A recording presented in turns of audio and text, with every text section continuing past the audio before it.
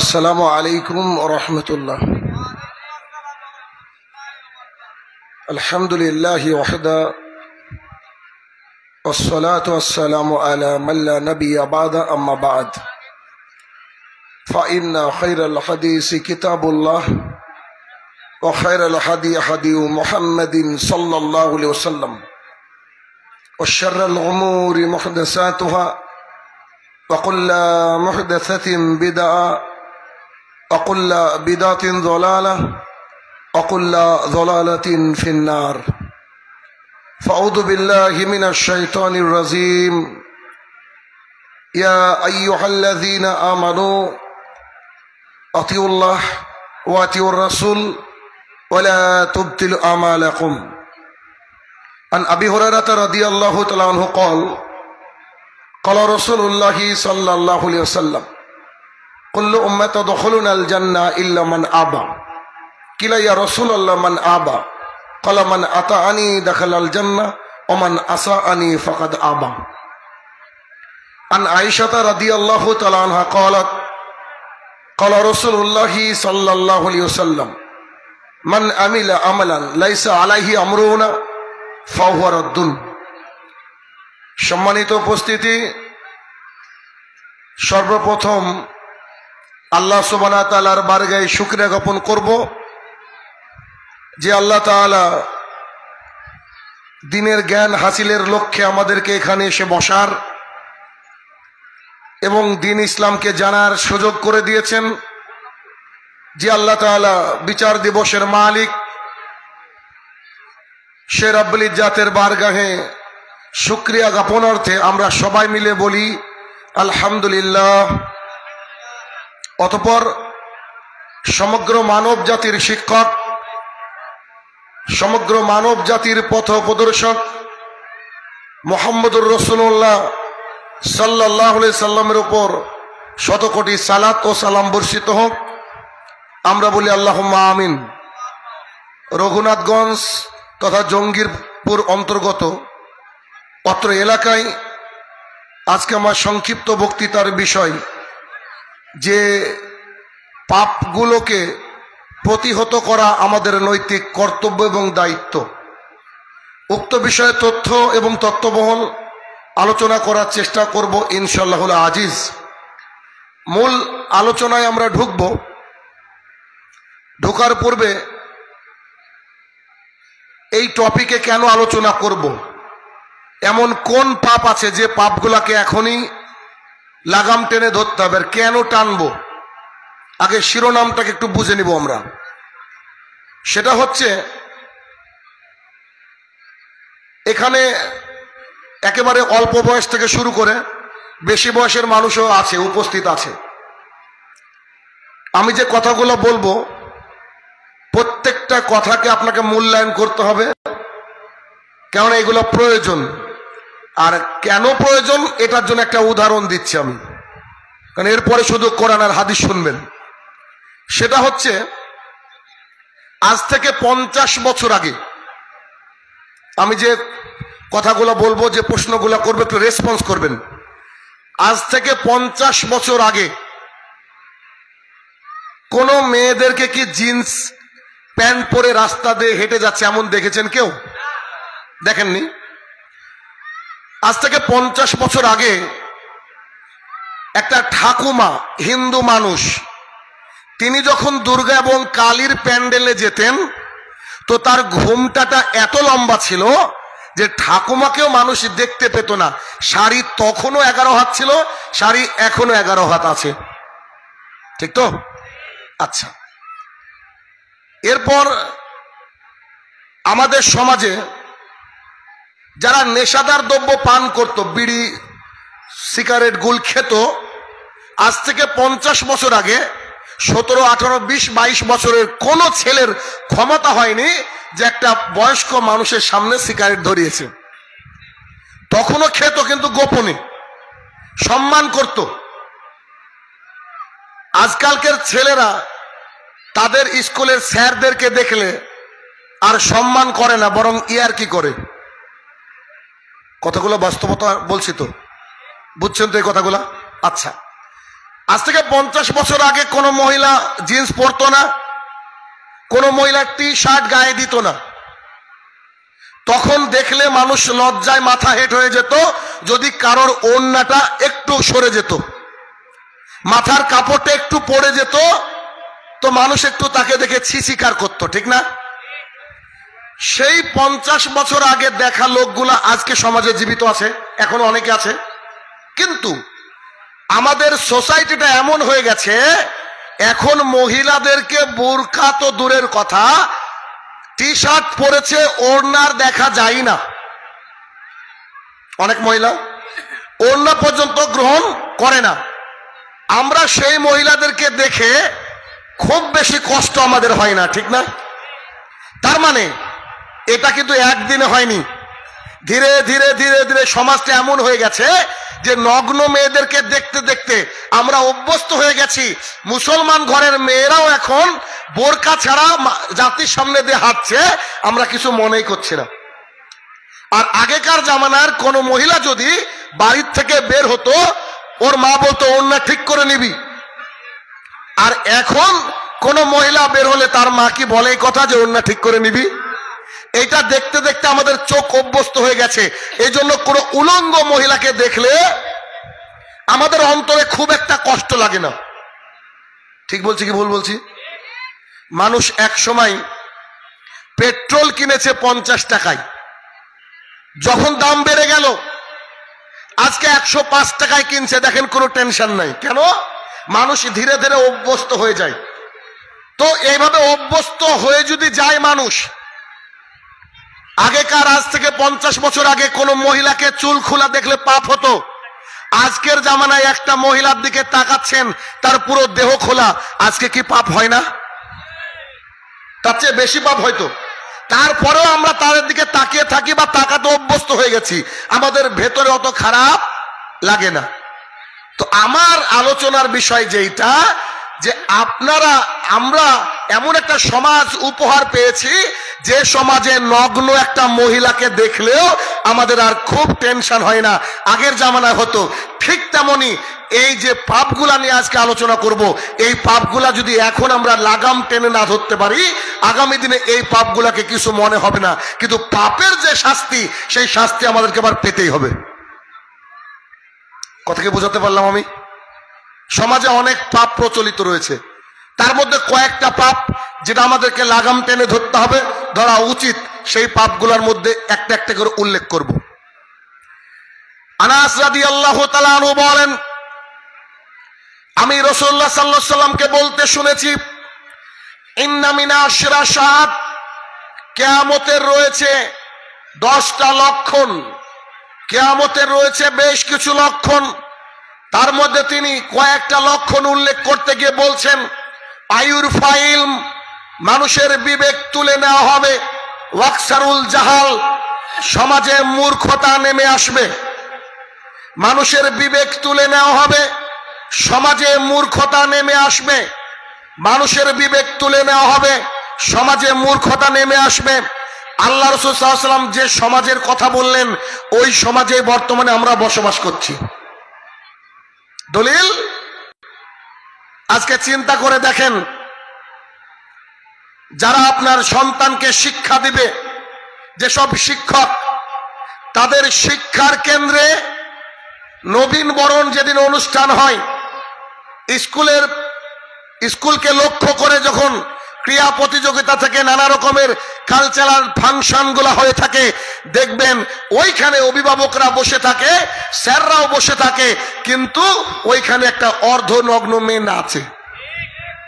মানে বাবার সামনে মেয়ে নাচছে, এটা নাকি স্বাধীনতা, এটা নাকি স্বাধীনতা।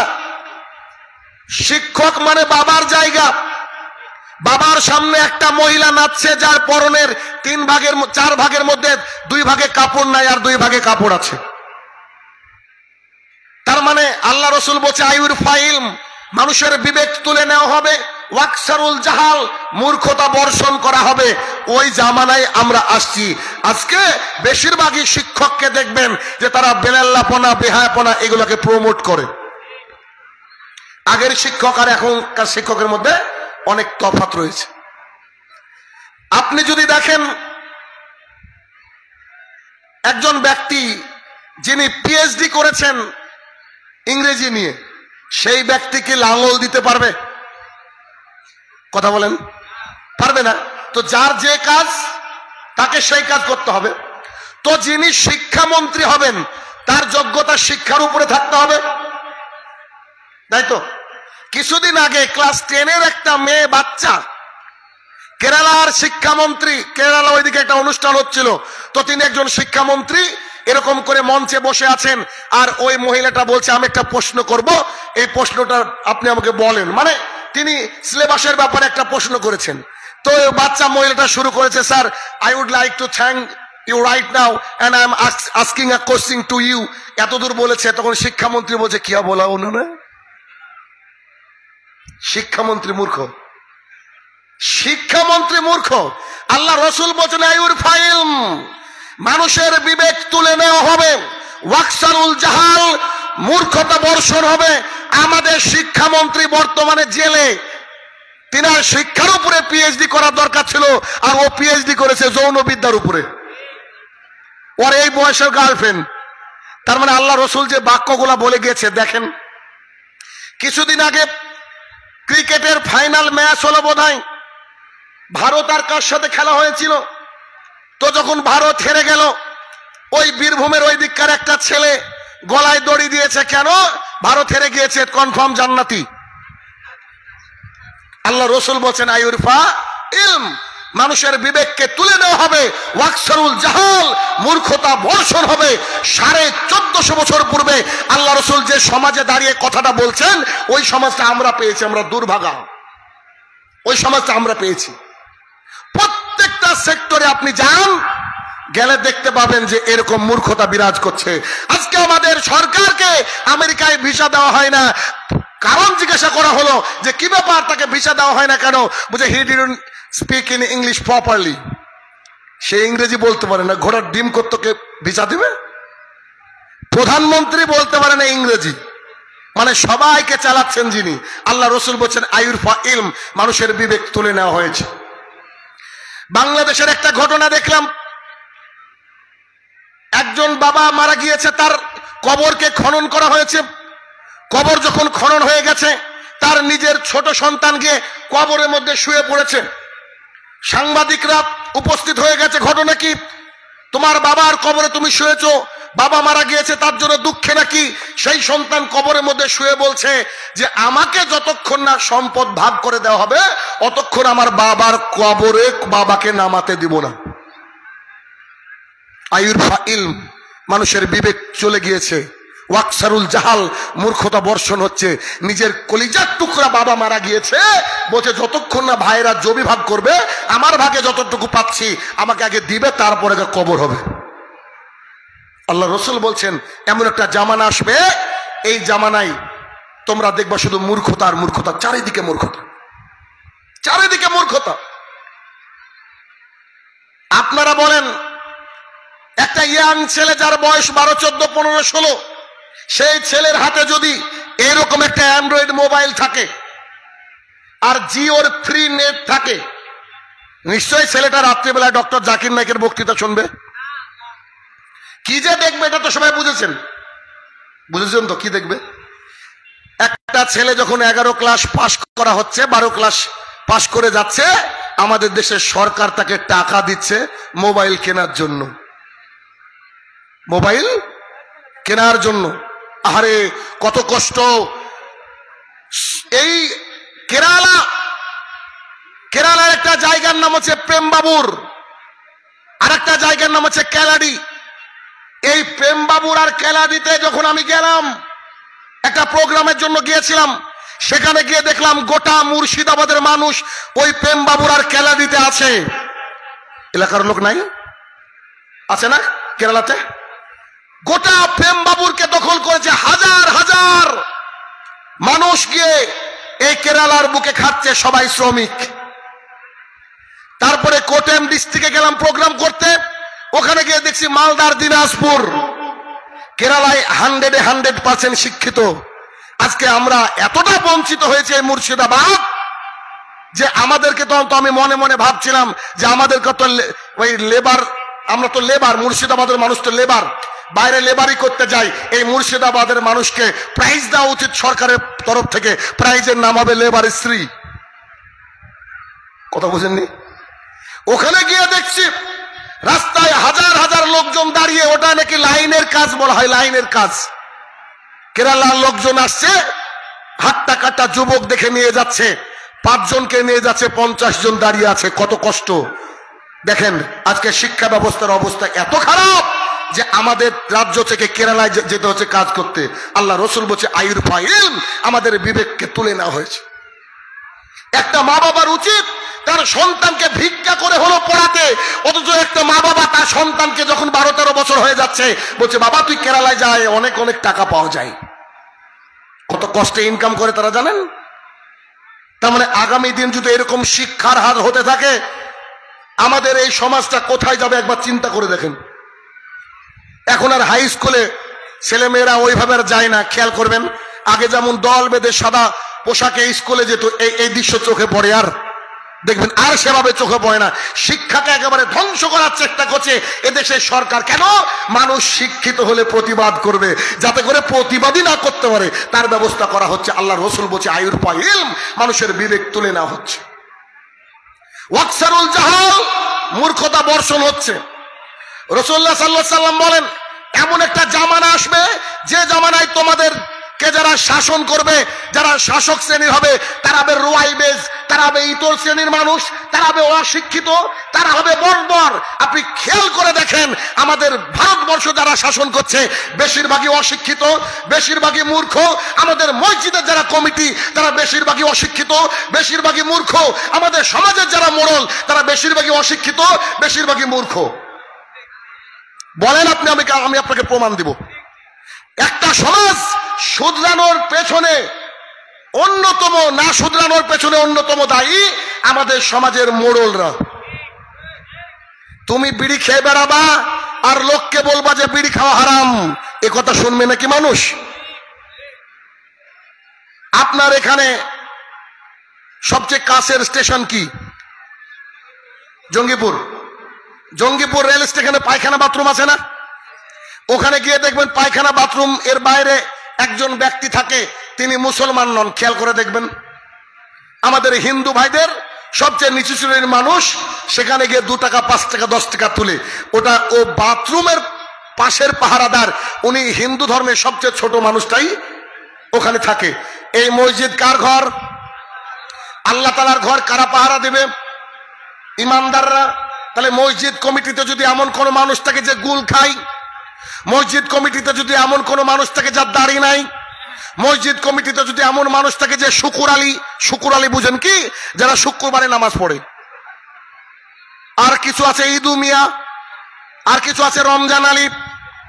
এরা যদি আমাদের সমাজের সামাজিকভাবে দায়িত্ব পালন করে, আপনার সমাজ কখনো উন্নতি হবে না, উন্নত হবে না। এখন এলাকায় ঝামেলা, বুকে হাত বাঁধবো নাকি নাভির নিচে হাত বাঁধবো, সামান্য একটা বিষয়কে কেন্দ্র করে আজকে মুসলমানরা দ্বিধা বিভক্ত। আল্লাহ রসুল নূরের তৈরি নাকি মাটির তৈরি, এইটা নিয়ে আজকে সমাজ দ্বিধা বিভক্ত। আল্লাহ তাআলা কোথায়, এইটা নিয়ে আজকে সমাজ দ্বিধা বিভক্ত। আসলে মানুষ পড়াশোনা করে না, মানুষ পড়াশোনা করে না। এক এলাকায় ঝামেলা হয়েছে, হানাফি আর আহলে হাদিস। এখন এইদিকে আহলে হাদিসের লোক দাঁড়িয়ে আছে আর ওইদিকে হানাফি। একজন ব্যক্তি সাইকেল নিয়ে আসছে, যিনি হানাফি উনি ওনার চাচা, আর যিনি আহলে হাদিস উনি পাড়ার লোক। হানাফি ব্যক্তি ওকে বলছে এই শোনো ভাস্তি, তো চাচা বলেন তুমি হাত কোথায় বাঁধো? তো বলছে ও তো দাঁড়িয়ে আছে, যদি বলি যে নাভির নিচে তো আমাকে তো আহলে হাদিস ব্যক্তি সাইজ করবে। তো সে কেন চাচা কি হলো? বলছে তোমাকে বলে যেতে হবে। এদিক থেকে ডাক দিয়ে বলছে বাবা হাত কোথায় বাঁধো? এখন বুকের উপরে বললেও অসুবিধা, আর নাভির নিচে বললো অসুবিধা। দুইজন দুই দলে। তখন দুইজন খেপে গিয়েছে, তাড়াতাড়ি বল, তোকে আজকে ব্যবস্থা করব। তো ওই লোক বলছে আল্লাহর কসম করে বলছি নামাজই পড়ি না। তো বলছে যে তাহলে তুমি যাও, তুমি ফ্রি। মানে মানুষ চায় যে নামাজ না পড়ুক, অসুবিধা নাই, কিন্তু আমার দলের না হলেই সমস্যা। হাইরে মুসলমান, সামান্য কিছু বিষয়কে নিয়ে বর্তমানে ইখতিলাফ চলছে। শুনুন, আল্লাহ রাসূল সাল্লাল্লাহু আলাইহি ওয়াসাল্লাম যে কথা বলে গিয়েছেন সেই কথা অনুযায়ী আপনার মসজিদে যারা কমিটি হবে তারা তাহাজ্জুদ গুজারি না হলেও অন্তত 5 ওয়াক্তের মুসল্লি তাদেরকে হতে হবে।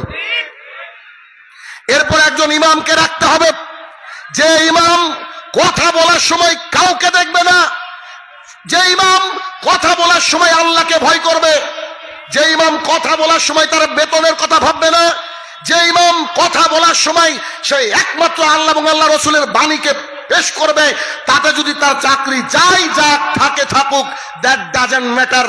এভাবে যদি কোনো সমাজের কোন ইমামরা বক্তৃতা দিতে পারে প্রত্যেক জুমার খুতবায়, ইনশাআল্লাহুল আজিজ একটা সমাজ পরিবর্তন হতে খুব বেশি সময় লাগবে না।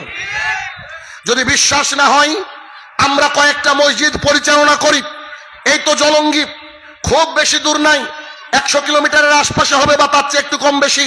আপনারা গিয়ে দেখবেন আমাদের মসজিদে 5 কিলোমিটার 7 কিলোমিটার দূর থেকে সে ফজরের সালাত আদায় করতে আসে। আমাদের মসজিদে ফজরে যতজন, এশাতেও ততজন, মাগরিবে ততজন, জুমাতেও ততজন। তবে জুমাতে কিছু বাইরের লোক যায়, কথা সত্য। আমাদের প্রত্যেকেই যারা আমাদের সাথে এনলিস্টেড, এরা পাক্কা মুসল্লি, 5 ওয়াক্তের মুসল্লি। আমার যে মসজিদ পরিচালনা করি ওই মসজিদে পুরুষ বলা আছে, যদি কেউ প্রমাণ করতে পারে পান বিড়ি জর্দা গোল সিগারেট কোনো মুসল্লি খায়, তাকে প্রাইজ দেওয়া হবে। সমাজকে আমরা গড়ার চেষ্টা করছি, ইমামই পারে একটা সমাজকে গড়তে। কিন্তু ইমাম যদি রুয়াইবেজ হয়, ইমাম যদি ইতর শ্রেণীর লোক হয়, তাহলে সমাজ পরিবর্তন। গতকালকে এক জায়গায় প্রোগ্রাম ছিল আমার, তো আমাকে একজন লোক বলছে যে আমাদের ইমাম কিন্তু গোল আলু। উনি বলছেন যে আমাদের ইমাম কিন্তু গোল আলু, একটু সাইজ করেন তো। একেবারে আসছি হেঁটে হেঁটে ওই মুহূর্তে, তো স্টেজে উঠলাম। প্রধান বক্তারা তো একটু লোক কমই পায়, বুঝতে পারছেন না। স্টেজে উঠার পরে বক্তৃতা শুরু হলো, ইমামকে একটু সাইজও করা হলো। বক্তৃতা শেষে সালাম মানে যখন দিলাম, দেখছি ইমাম সাহেব আর নাই। আমি মনে মনে ভাবলাম যে যদি একবারে গায়েব হয় তো সমাজটা উন্নতি হবে, আদারওয়াইজ এই সমাজ উন্নতি হবে না। কেন আমরা কেন মানুষকে ভয় করি বলেন তো? আমরা ভয় করব কাকে? আল্লাহ তাআলাকে। আমার এক মামা, আমার আম্মার ভাই, তো তিনি আমাকে অনেক বলে বলে একটা জুমার খুতবার ডেট নিয়েছে। তা আমি বললাম ঠিক আছে খুতবা দিব। আমার মামা হচ্ছে দাড়ি একেবারে ক্লিন শেভ, তার মুখটাকে দেখলে মনে হয় শি ইজ আ গার্ল। তো মামা আমাকে দেখছে যে ভাগ্নে চারিদিকে এত নাম ডাক, একটা জুমার খুতবা দি। ইমাম সাহেব আমাকে কানে কানে বললেন যে আগামী দিনে তো আমাদের ঈদের জামাত হবে, খুব অল্প দিনে ঈদ, তা আমি ঈদের মহিলাদের জামাতের ব্যাপারে কথা বললে মানুষ রেগে যায়, কমিটিরা রেগে যায়, একটু আপনি এই বিষয়ে খুতবা দিয়েন। আমার খুতবার বিষয় ছিল মহিলাদের ঈদগাহে গমন। প্রায় 32 খানা হাদিস শুধু সামনে রেখেছি খুতবার সময়। খুতবা শেষ করে সালাতকে শেষ করলাম। আমার মামা বিদায় করার সময় বলছে, বেটা যদি কোনোদিন ইচ্ছা হয় এই মসজিদে নামাজ পড়তে আসো, তবে খুতবা দেওয়ার জন্য এসো না। আমি বললাম মানুষ ঘুরে ঘুরে ডেট পায় না মামা, আপনার বাপের 14 গোষ্ঠীর ভাগ্য ভালো, একটা ডেট নিয়েছেন আর আপনি এই কথা বলেন, সহ্য হয়নি। আপনার বউ ভোট দিতে যাবে, সমস্যা নেই। আপনার বউ বাজারে যাবে, সমস্যা নেই। আপনার বউ পৃথিবীর বিভিন্ন প্রান্ত যাবে, সমস্যা নেই। খালি ঈদগাহে গেলে কি সমস্যা? সমস্যা আপনার বউর মধ্যে নেই মামা, সমস্যা আপনার অন্তরে। একটু অন্তরকে প্রশস্ত করেন। আল্লাহ রসুল যে বাক্য বলেছেন ওই বাক্য আমি আপনাকে হুবহু শুনিয়েছি। তাহলে একটা সমাজকে কি করবেন? পরিবর্তন করতে হবে। আর পরিবর্তন করতে গেলে সমাজের যে কমিটি, সেই কমিটি ইমাম সাহেবকে সাহস দিবে যে বলেন তো দেখি, আপনি বলেন আমরা আছি আপনার সাথে, তাহলে একটা সমাজ পরিবর্তন হবে। কেননা আপনি শুনলে আরো অবাক হয়ে যাবেন, আমি যে সমাজকে পরিচালনা করি, আমার কথা বলছি, আমি যে সমাজকে পরিচালনা করি, আমার সমাজে একজন বেনামাজি নাই, একজন নাই, একজন বেনামাজি নাই। কেন? এর পেছনে কারণ কি জানেন? আমি ঘোষণা দিয়ে দিয়েছি, আমার মুসল্লিরা যারা 5 ওয়াক্ত সালাত আদায় করবে না, তারা তাদের বাড়িতে যদি কারোর বিয়ে লাগে, আমি শাহিনুর রহমান বিয়ে পড়াবো না। 2, 5 ওয়াক্ত সালাত ছাড়া যদি আমার মুসল্লিরা কেউ মারা যায়, তার জানাজা আমি করব না, কুকুরের মতো পুঁতে রাখবো। ওইটা যদি আমার বাপ হয় তারপরেও আমি এই কথার উপরে অটল থাকব। ওই হুঙ্কারে আমার বাপ অন্তত 5 ওয়াক্ত সালাত ধরেছে, আলহামদুলিল্লাহ। কারণ দেখেন, আমরা আপনাকে কষ্ট দিয়ে ফজরে যদি ডাকি, একটু যদি কষ্ট হয়, এই কষ্টটা আপনাকে আমি দিলাম, এই কষ্টতে আমার কি লাভ আছে বলেন তো? গোটা পৃথিবীর মানুষ যদি আজকে নামাজ শুরু করে দেয়, আল্লাহর যায় আসে? গোটা পৃথিবীর মানুষ যদি নাফরমানি করে, আল্লাহর যায় আসে? কিন্তু আল্লাহ তাআলা যে জাহান্নামের কথা বলেছে, আজকে মানুষকে আমরা হয়তো বুঝাতে পারিনি। তাই ওই জাহান্নামের বিষয়টা যদি মানুষ বুঝতো, তাহলে কেউ ফজরে ঘুমিয়ে থাকতে পারতো না, কেউ থাকতে পারতো না, বিশ্বাস করেন। তাহলে 1 নম্বর যে সমস্যা, সেই সমস্যাটা কি? মানুষের টাকা থাকুক আর না থাকুক। এই কথাটা কেন বললাম? দেখবেন কোন কমিটিতে যখন সিলেকশন হয়, মানুষের দেখে যে কে সবচেয়ে বড় লোক, কার বেশি টাকা, কার বাড়িতে বন্ধনের লোন আছে, এর আছে সমাজের সমাজপতি। এই সমাজপতি দিয়ে একটা সমাজ পরিবর্তন হবে না। এমনও মূর্খ লোক আছে জানেন, এমন মূর্খ লোক আছে, এক লোক ইমামতি শুরু করেছে, ইমামতি শুরু করে পর্দার উপরে ওয়াজ করেছেন। পর্দার উপরে ওয়াজ করার পরে যখন বক্তৃতা শেষ হয়ে গেছে, খুতবা শেষ হয়ে গেছে, সভাপতি সাহেব বলছে, ও ইমাম সাহেব হয়ে আপনি লুচ্চা। বুঝছে কেন? আমার বউ শাড়ি পরে ঘুরে বেড়ায়, তুমি আমার বউকে দেখেছো আর ওই সেম খুতবাজকে দিয়েছো। কোরআন থেকে বলেছে, 33 নম্বর সূরার 33 নম্বর আয়াত বলেছে, কি অপরাধ তার? বলেছে অনেক মহিলা শাড়ি পরে, আর সভাপতি মনে করছে আমার বকি বোধহয় বলছে। ওখান থেকে ছেড়ে দিয়েছে উনি ইমামতি। বলছে গ্রামের মানুষ সহজ সরল হয়, গ্রামে চলে গিয়েছে। গ্রামে গিয়ে এবার খুতবা ভাবছে যে খুতবা যাই দিই না কেন, এই ওইভাবে আর বয়ান করব না। তো সে বলেছে যে যারা সালাত আদায় ঠিকঠাক করে না, এ ব্যক্তি কাফের। সভাপতি ডেকে বলছে যে তুমি তো জানোই আমি শুক্রবারে আসি, তুমি আমাকে কাফের বানিয়ে দিলা। তোমাকে বেতন কে দেয়? কাল থেকে লালগোলার টিকিট কেটে দেবো, বাড়ি যাও। ও চলে গেছে আর এক জুমাই। ও ভেবেছে এবার আর বাংলায় খুতবাই দেবো না, খালি আরবি পড়বো। উঠে আরবি পড়েছে, নো প্রবলেম। আরবি পড়ার পরে এবার কিরাত শুরু করেছে, সূরা ফাতিহা পড়েছে, তারপরে বলছে ইয়াসিন ওয়াল কুরআনিল হাকিম, সুন্দর করে তেলাওয়াত করে শেষ করে দিয়েছে। এবার যিনি ক্যাশিয়ার, তিনি তার বাড়িতে নিয়ে গিয়ে বলছে, যার সাথে আমার সবচেয়ে বড় শত্রু, তার নামও তুমি করলা, আবার তার বাপের নামও করলা। বুঝতে পারেন না? ইয়াসিন ওর বাপের নাম, তার নাম করলা। বলছে ঠিক আছে, তোমার চাকরি আমি নোট করব না, তো সামনে খুতবাই আমার নামে সূরা পড়বা। লোকের নাম কি? বাবর। বাবরের নামে কোন সূরা আছে নাকি কোরআনে? কত বড় মূর্খ, মূর্খ দেখেন তো। ভাবছে যে কি করব, সবাই মূর্খ। মানুষ তো আরবি বুঝে না, বেশিরভাগই আরবি বুঝে না। এই জন্য আমাদের যেসব মসজিদে আরবিতে খুতবা হয়, তারা যদি কিয়ামত পর্যন্ত খুতবা দেয়, একজন মানুষকে নামাজি বানাতে পারবে না। কেন? দেখবেন 80% লোক ঘুমায়। যে মসজিদে খুতবা হয় 80% লোক ঘুমায়। ঘুমায় কি ঘুমায় না? কেন? ও জানে যে ইমামও বুঝে না, আমিও বুঝিনি, ঘোড়ার ডিম করব, গরম ভাত খেয়ে বউ পাঠিয়েছে, আর উপরে ফ্যান চলছে, আর এখানে তো এসি আছে গো। এসে মারলো ঘুম। এক একজন আবার নাকও ডাকে। এটা বাস্তবতা আমার কাছে আছে, আপনাকে দেখাচ্ছে। এবার ও ভাবছে কি করব, আল্লাহ চাকরি তো বাঁচাতে হবে। আল্লাহু আকবার, সূরা ফাতিহা শেষ। এবার বলছে ইয়া বাবর আনতা খিনজির ও আবুকা কালবন, শুরু করে দিয়েছে কিছুটা। ও খুব খুশি, মাশাআল্লাহ, এ হচ্ছে আমার নামে সূরা, আর আবুকা মানে বাপ, তাই না? তো জি, খুব সুন্দর। উনি বললেন, হে বাবর, তুই হচ্ছে শুয়োর, ও আবুকা খিনজি, তোর বাপ হচ্ছে মানে কুকুর, কালবুন। বুঝেনি? তখন তার চাকরিটা কি থাকলো? স্টে থাকলো। আমি আপনাকে বলি, আমাদের মসজিদে, যেটা জলঙ্গির মসজিদ, ইসরা মসজিদ, আমি ভাবলাম যে আমি যেখানে যাই, যদি খুতবার আগে যাই, তো আমি তো আর বসে থাকতে পারবো না। আমি প্ল্যান করে বাড়ির থেকে বেরিয়েছি, গলার অবস্থা খারাপ, খুতবা দিব না, কিন্তু 2 মিনিট পরে ঢুকবো। ইমাম দাঁড়িয়ে গেলে সালাম দেওয়ার পর তারা আমাকে বলতে পারবে না খুতবা দেন। আমি ঢুকেছি, তো যেই বয়ান করুক না কেন, যেই কথা বলুক না কেন, আমি কিন্তু খুব শুনি। আমি সব জায়গা থেকে শিখি, কথা বুঝেননি? আমি সব জায়গা থেকে শিখি। তা আমি বসে আছি, একেবারে মনোযোগ সহকারে খুতবা শুনছি।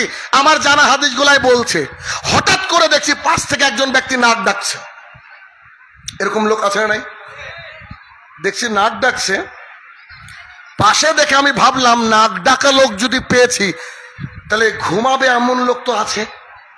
খুতবা আমার কান শুনছে আর আমি চোখ আমার খুঁজছে কে কে ঘুমাচ্ছে একটু দেখি। 2 থেকে 3 জনকে বুঝতে পারলাম যে ঘুমাচ্ছে, বুঝলেন? তা আমাকে একটু মানুষ বেশি ভয় করে, যেমন কোরআন হাদিস বলি লাঠি তো ওই রকম আর কি। তো এখন খুতবা যে শেষ করেছে, একটা পরিচিত বক্তা, চিনেন সবাইকে উনাকে, তো খুতবা শেষ করেছে, করার পরে আমি উঠে বলছি যারা যারা ঘুমাচ্ছিলেন ওযু করে আসেন।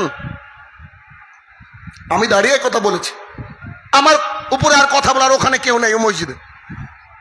ওখানে রাহুলও আছে, আরো সবাই আছে। তা আমি বললাম যারা যারা ঘুমাচ্ছিলেন একটু ওযু করে আসেন, ঘুমালে মানুষের ওযু থাকে না। বিশ্বাস করেন কেউ ঘুমায়নি, কেউ ঘুমায়নি। খুতবার লাঠিটা হাতে নিয়ে বললাম আমি কিন্তু 3-4 জনকে দেখেছি, প্রায় 25 থেকে 26 জন উঠে গেল আপনার এই ওযু করতে। বলছে ভাই একটু দাঁড়ায়েন।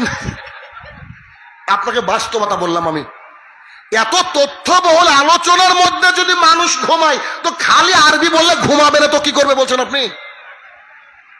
এই জন্য আমাদের সামাজিক যারা মোড়লের দায়িত্ব করবে, সামাজিক যারা নেতা হবে, তাদেরকে হতে হবে শিক্ষিত, কোরআন এবং সুন্নাহ মাননেওয়ালা। তারা যদি কোরআন এবং সুন্নাহ মানে, তারা যে ইমামকে নিয়োগ করবে, তাহলে একটা সমাজ পরিবর্তন হবে। কেন বছরে একবার জলসা দিয়ে অত পরিবর্তন হবে না। পরিবর্তনের মেন জায়গা হচ্ছে জুমার খুতবা, কেননা মানুষ সেই দিন আশা করে যায় যে আজকে কিছু শুনবো। এটা ইমাম সাহেবকে 1 সপ্তাহ পড়াশোনা করতে হবে, 20-30টা হাদিসকে মুখস্থ করতে হবে, না পারলে কিতাব নিয়ে দাঁড়িয়ে একটা একটা করে হাদিস বলবে। প্রত্যেক জুমায় যদি 2টো করে হাদিস আমরা শিখি, তাহলে আমরা একদিন ইনশাল্লাহ হাদিসের উপরে যথেষ্ট আমাদের পাণ্ডিত্য অর্জন হবে। তাহলে 1 নম্বর সমস্যা কি? আমাদের সামাজিক যে দায়িত্ব যারা পালন করে এরা রোয়াইবেজ হলে চলবে না। মোড়ল যারা সামাজিক দায়িত্ব, যারা মসজিদের দায়িত্বে যারা আছে, তারা কোরআন এবং সুন্নাহ মাননেওয়ালা ব্যক্তি হবে, যদিও সেই ব্যক্তিটা রাস্তায় টোটো চালিয়ে খায়। কার টাকা আছে দেখে লাভ নেই, কারণ আমাদের সমাজ তো ওটাই দেখে যার টাকা আছে। 1। 2 নম্বর সমস্যা, পান, বিড়ি, জর্দা, গুল, সিগারেট, এইগুলাকে মানুষ এখন হারাম মনেই করে না। মনে করে? আমি তো আপনাদেরকে হাদিস শোনাবো গো, অনেক হাদিস, কিন্তু মাঝে যে কথা বলবো তাতে আপনাদের টনক নড়ে যাবে। সেটা কি শুনেন। আপনাদের এলাকায় গুল, খৈনি, জর্দা, বিড়ি চালু আছে? গুল খেয়ে মসজিদে ঢুকে এমন লোক আছে নাকি? এমন লোক আছে? বিড়ি খেয়ে মসজিদে ঢুকে? আচ্ছা, বিষয় হচ্ছে, ও আমার কাছে মোবাইলটা আছে,